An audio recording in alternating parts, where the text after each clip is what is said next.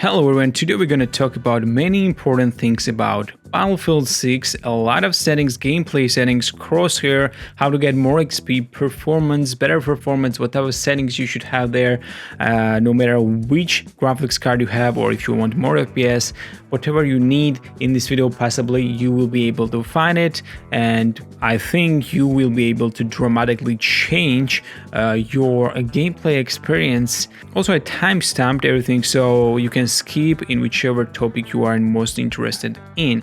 And also remember, these are my personal opinions about these things. You can play however you want. If you want to have 100% blur in your gameplay, you can have it, but this video is for people who want better, more pleasant experience, to get more kills, to have more wins, I guess, and these things are working for me. So if you are looking for it, watch this video. But before starting, I want to get rid of the most boring part, which is asking about subs, comments, and likes. More likes you will click and more shares and comments you will do, algorithm gonna push this video more, so please do so. Also, I have Discord channel and we have pretty good bunch playing Battlefield 6 right now, so if you are looking for a group, consider joining Discord as well. Alright, first things first, graphics settings, which is most important thing for the many people, obviously, understandable. But let's do the most important things first. No matter what GPU you are using, these things need to be turned on or off, doesn't matter which GPU you have, because they are not really affecting your performance. These things are sharpness in this game on Frostbite engine. If you feel granular, if you feel like it's like sharpened or edges looking weird, or it's like granular almost feel, just put it on 0, right? Field of view, it starts with 90, I think, in this game, but it goes up to 120. I have it personally on 101 for some reason, just like that, and this works for me. I had the 94, but it was not really great. But you need to know, since you are zooming out so much, your enemies and everything in front of you will appear a lot smaller. Vehicle third-person field of view I have maxed out, because obviously when you are in a vehicle you need to see a lot more. Weapon motion blur 0, world motion blur 0, camera shake amount, obviously it looks like 50 is 0, but this is as low as we can go right now. Reduce sprint camera bobbing, I have it turned on. I don't know why vignetting is on, looks like I just clicked accidentally on it. But chromatic aberration, this setting in every game you should just turn off. This makes everything blurrier and makes edges appear like really weird. Turn this off. Vignetting and film grain, also turn it off to make your image a lot more clear and less blurry. Then display settings, I have borderless. I'm playing on 4040p. Aspect ratio obviously is automatic, it will detect. VSync, you should turn off VSync.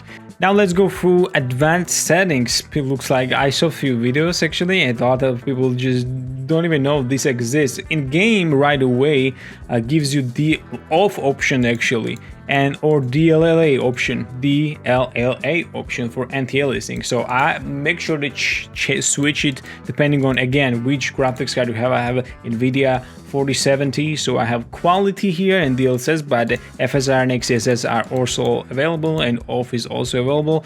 This will dramatically increase your frames, frame generation. I have all, obviously. Future frame rendering, I don't even know why would you want to do that in FPS game, but okay. Performance overlay, this game has pretty good one, but I'm not using it because I'm using NVIDIA's one. Reflex latency, this game has on default settings enabled plus boost. In my experience, in my personal experience, plus boost is worse than enabled, so I just have it enabled. A frame rate limiter I have off, and fixed resolution scale on 100%. Now we can go to graphics quality settings, and in graphics quality settings I have everything basically on high. Now I'm going to tell you which settings are the most important in terms of visibility. Texture quality basically means, as you can see on my right side, lower right side, how VRAM is changing. So if you have GPU with less than 8 GB of RAM, I'm not recommending you to use more than high, even though even Ultra is telling you like 6 gigabytes or something. It was 6, right? If you have 8 gigabytes, do not use more than 6. Okay, you're gonna be bottlenecked. You're gonna have frame rate drops and hiccups and whatnot. Bunch of different types of problem. Texture filtering is just how textures appear. This mainly is VRAM related. Mesh quality and all these terrain qualities and undergrowth qualities, effect quality, volumetric quality, light quality, local light and shadow quality, sun shadow quality, shadow filtering, reflecting quality, screen space reflections, post-processing quality, screen space, AONGI, high quality object amount. I have everything on high because my GPU simply can't handle it. If you feel like your GPU is like doing something wrong or can't handle it, just turn off these settings, screen space, reflections, and screen space. These are most heaviest settings you can have for your GPU. As you can see, if they are not affecting VRAM, these two are basically reflections and shadows, and how light hits and how light spreads and all that stuff. So make sure to turn those off or put them on low quality if they are bothering you or giving you simply like bad FPS. Other than that, everything is based on your taste. Okay, texture quality is most important when it comes to quality of actual graphics textures and also clarity of it. So I have it on high just to get more FPS. My GPU can handle ultra and overkill. Maybe not overkill, actually it looks like 10 gigabytes, but ultra it can handle, but I have it on high. Okay, now about the very important thing, that is Crosshair. We go to graphics and we scroll down, all the way down, we see Crosshair and indicators, right? And Crosshair I have like this, and I tried many settings, and these ones are the best, at least for me, because Battlefield has such a uniquely different like landscapes and scenes that it's really hard to see your Crosshair. So I have my Crosshair opacity on 100, Crosshair intensity 85. Crosshair color, I choose something that stands out and very unnatural, so I choose pink. I had like a very light green before, but it was like sometimes very light, so I choose like a very flashy color, which is like this very neon pink or something like that. Crosshair thickness, I have thick, in default is as you can see. It doesn't make really big difference, but I still have thick. Infantry crosshair projection, this one is crucial because your character still is like moving a little bit even then you are standing still, and when you are getting hit or something, and in this case your crosshair projection always will be in the center, which is absolutely game changing. So turn this setting off. Hit indicators. Hit indicator opacity I have on 100%, but I have hit indicator intensity on 45, a little bit less than it was. I think it was 50 or 55 before. Hit color, I have this neon color. Headshot color, I have red, obviously. Kill color, I have a yellow to be flashy again, so I could see if I made it or not. Armor soft, hit color is blue in my case. Obviously you can do whatever you want, right? This is just my preferences to see. Visibility right now is most important. So armor hard, hit color is for me dark orange. Armor broken, hit indicator I have on. Hit indicator numbers, this is really important as well. Hit indicator number enabled. I mean it's very good to know how much you hit somebody. Hit indicator number opacity I have on 100, hit indicator size small, and hit indicator number horizontal offset I have on 5, and hit indicator number vertical offset I have on 50. Damage indicator for infantry damage color, this is like I don't even know, dark purple something, and this is light purple, bluish one, and vehicle damage color I have orange. So these are very important, and I think these settings are very important, so check it out. Next thing is audio related. You should go to audio settings right now and sound systems and switch to headphones. We have a bunch of different options, but you just need headphones, and from basically default mix you should switch to high dynamic. If you will do this, it will be much more easier to detect every single step of your enemy team. Next few settings are gameplay settings. First is vault over sprint, you should have it on. Sprint door barge, you should have it on.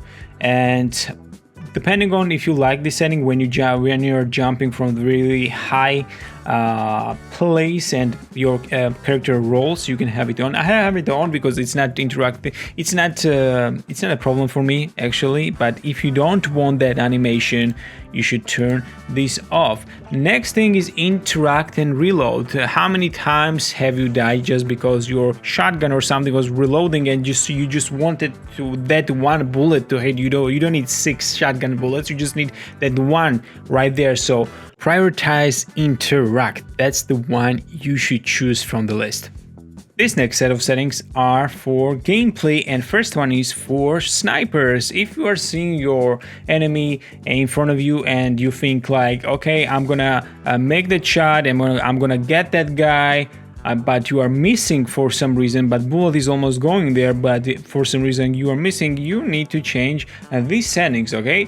You go to mouse and keyboard, you go infantry, passenger keybinds, you go all the way down,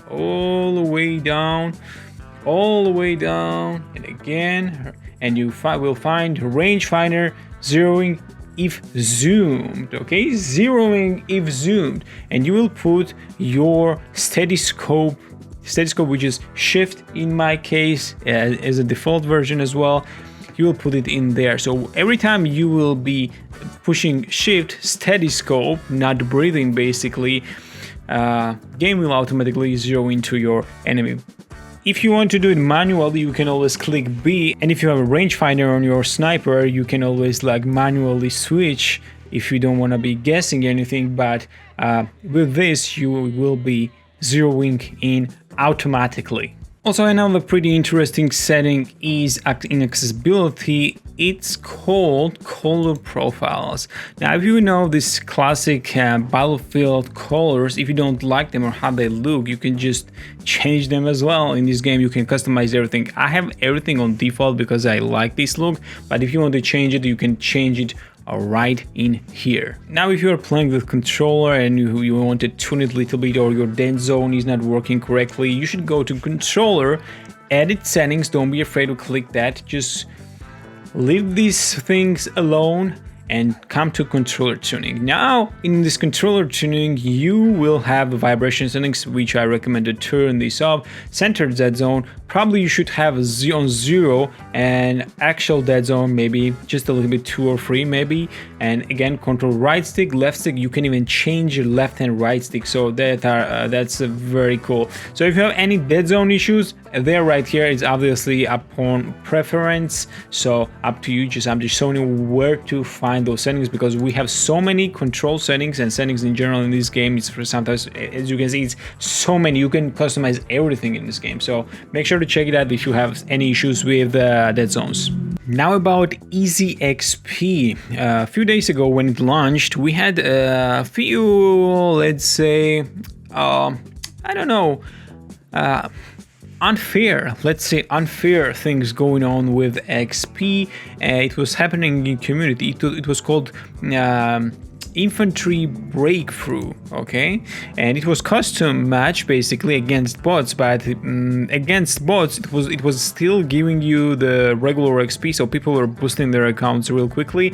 So I can't even find that right now, but I think there's some few here. If you're gonna just come here, right here, let me just see, and search experiences. If you're gonna infantry breakthrough or whatever, you can search online. I'm not gonna mention anything here, but you can find bot matches which will boost your XP. If you don't want to do that, because I think it's very unfair, you can just do daily, weekly challenges, which are pretty easy and fun. I didn't do anything today basically, but you have your campaign assignments, weekly and daily challenges with regular XP and sometimes boost. Also, right now on Discord there's a quest. You can go there and get 30 minutes of double XP. So that's for XP. It's up to you, do whatever you want, but I feel like everyone should just play multiplayer, and that's it. Besides that, this is it. Let me know what you want to hear about Valve. You want some edits? What do you want? Just tell me, and I'm gonna do. But make sure to sub, like, and comment, share. Consider joining Discord as well. See you all on the battlefield.